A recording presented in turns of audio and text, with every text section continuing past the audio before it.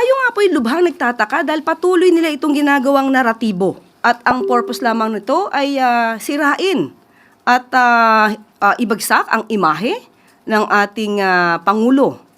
Dahil mismo si dating Pangulong Duterte ang nagsabi na siya ay willing magpa-aresto kapag nandyan ang warrant of arrest.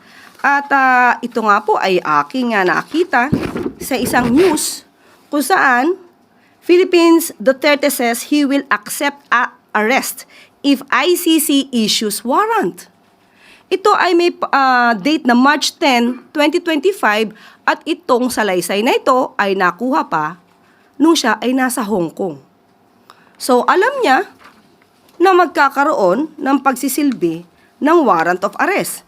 At ito pa ang sinabi niya, and I quote, assuming it's, referring to warrant, assuming it's true, why did I do it? For myself, for my family, for you and your children, and for our nation.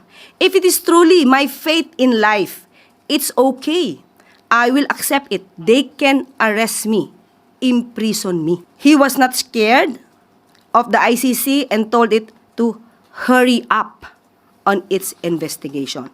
So, papaano nilang masasabing may kidnapping kung mismo ang dating Pangulong Duterte ay handang magpa-aresto kapag ang warrant of arrest ng ICC ay nandyan na?